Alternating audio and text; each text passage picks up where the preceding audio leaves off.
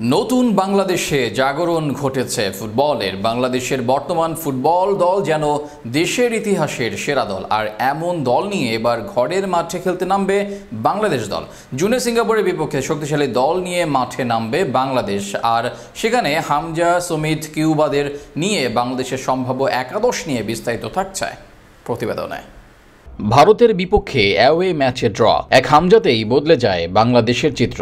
এবার আরও শক্তিশালী হচ্ছে বাংলাদেশ দল। হামজার সাথে যে এবার বাংলাদেশ দলে যুক্ত হচ্ছে আরও বড় বড় নাম। কিউবা, মিচেল, সুমিত সোম, ফাহমিদুলরা যোগ দেবেন দলের সাথে, আর সেখানে ঘরের মাঠে সিঙ্গাপুরের বিপক্ষে দারুণ দল পাবে বাংলাদেশ দল। দলের একাদশে গোলরক্ষক হিসেবে থাকবেন মিতুল মার্মা। এই মুহূর্তে বাংলাদেশ দলের ভরসার নাম আবাহনীর এই গোলরক্ষক। দলের সেরা পারফর্মারদের মাঝে একজন তিনি। রক্ষণ ভাগে ফিনল্যান্ড প্রবাসী তারেক কাজী থাকবেন, দলের রক্ষণ ভাগের নেতৃত্ব দেবেন তিনি। তার সাথে জুটি করার দৌড়ে আছেন তপু বর্মন, জুনিয়র তপু ও শাকিল মিঠু। তবে অভিজ্ঞতার কারণে তপু বর্মন থাকবেন একাদশে। লেফট ব্যাকে বিশ্বনাথ ঘোষ ও ইসা ফয়সালের হবে লড়াই। তবে ইনজুরি থেকে ফিরেছেন বিশ্বনাথ, আর সেখানে জাতীয় দলের হয়ে ঝলক দেখিয়েছেন ইসা। পুলিশ এফসির ইসাইতাই থাকবেন একাদশে, সুযোগের দৌড়ে এগিয়ে। রাইট ব্যাকে হামজা চৌধুরী খেলতে পারেন, এই জায়গায় বিশ্ব কাঁপানো তিনি। তবে তাকে মাঝ মাঠেই খেলাতে চাইবেন কোচ। সেখানে দুই উদ্দিনের হবে লড়াই।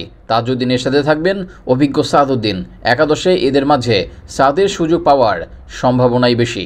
মাঝ মাঠে বাংলাদেশ পাবে তাদের ড্রিম ট্রিওকে। হামজা চৌধুরী খেলবেন ডিফেন্সিভ মিডফিল্ডার হিসেবে।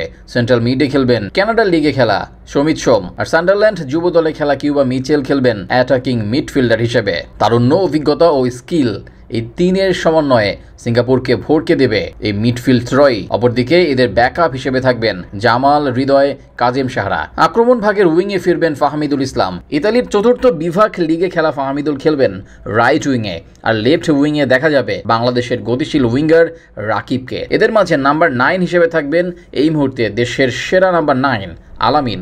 এছাড়া এদের বিকল্প হিসেবে থাকবেন নোভা, মুরসালিনরা। সব মিলিয়ে শক্তিশালী একাদশ নিয়েই সিঙ্গাপুরের বিপক্ষে খেলবে বাংলাদেশ দল।